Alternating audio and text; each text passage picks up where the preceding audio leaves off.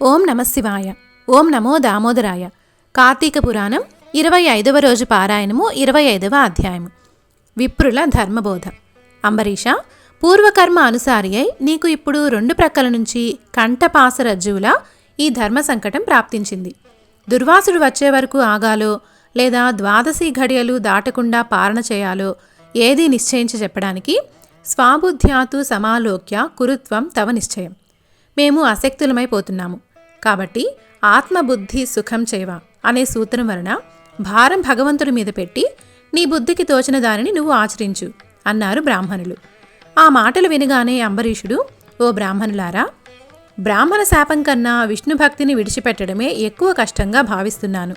కర్తుం సాధ్యం యథాకాలం ద్వాదశ్చద్భిస్తు పారయేత్ కృతావకాశ వత్సశ్చాత్ భూమజీత్యేత్య వరే జగః అనే శృత్యర్థ బోధక ప్రమాణం చేత ప్రస్తుతం నేను కాసిని మంచినీళ్లను త్రాగుతాను. అందువల్ల అతిథి కంటే ముందు అన్నం తిన్న దోషం రాదు. ద్వాదశి ఘడియలు దాటకుండా ఆహారం తీసుకున్న పారణ ఫలితము ఉంటుంది. ఇందువలన దుర్వాసుడు కోపించి శపించే అవకాశము ఉండదు. నా జన్మాంతర పాపము నశిస్తుంది. ఇదే నా నిర్ణయం అన్నాడు. అలా అంటూ వారి ఎదుటనే రవ్వంత జలపానం చేశాడు. నోటి దగ్గర నీటి పాత్రని ఇంకా నేల మీద పెట్టనైనా లేదు. అదే సమయంలో అక్కడ అడుగు పెట్టాడు దుర్వాసుడు. చేతిలో జలపాత్రతో ఉన్న రాజును చూడగానే జరిగింది ఏమిటో గ్రహించేశాడు. చూపులతోనే కాల్చేస్తాడు అన్నట్లు చురచురా చూశాడు. మాటలతోనే మారణహోమం చేస్తాడా అన్నట్లు, రేరే దురహంకారపూరిత రాజాధమా, అతిథినైన నేను లేకుండానే ద్వాదశి పాలనం చేస్తావా? అస్నాత్వాతుమలం భుంక్తే అదగ్త్వాఘంతు కేవలం యో నిమంత్రితాతిథి పూర్వం మోహాద్భుంక్తే తదోధమః మాలాశేషతు విఘ్నేయః క్రిమిదిష్టాగాతో యథా భుంజతే త్వఘం పాపాయే ఏవచ త్యాత్మ కారణాత్ ఆతిదర్థం చ పక్వం ఏ భుంజతే తేత్వం ఘాగదం. స్నానం చేయకుండా భోంచేసేవాడు మలభోజి అవుతాడు. పరుడికి పెట్టకుండా తానొక్కడే తినేవాడు పాపభోక్త అవుతాడు.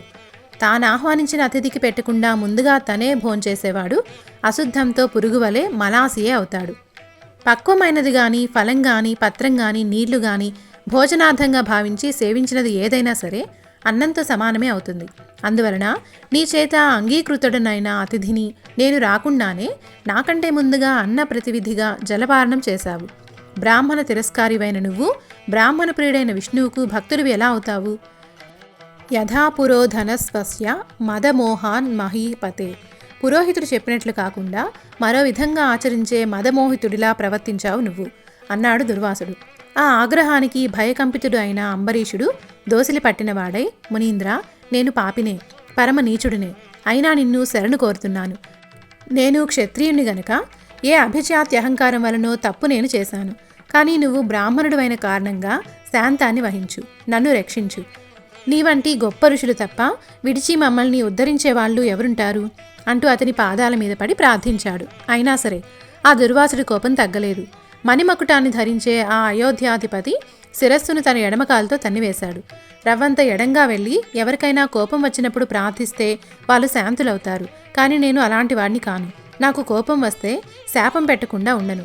చేపగాను, తాబేలుగాను, పందిగాను, మరగుజ్జువాడిగాను, వికృతమైన ముఖం కలవాడిగాను, క్రూరుడైన బ్రాహ్మణుడిగాను, జ్ఞానశూన్యుడైన క్షత్రుడిగాను, అధికారం లేని క్షత్రియుడిగాను, దురాచార భూయిష్టమైన పాషండ మార్గవాదిగాను, నిర్దయాపూర్వక బ్రాహ్మణ హింసకుడివైన బ్రాహ్మణుడిగాను 10 జన్మల గర్భనరకాల అనుభవించు అని శపించాడు. అప్పటికే బ్రాహ్మణ శాపభయంతో అవాక్కై ఉన్నాడు అంబరీషుడు.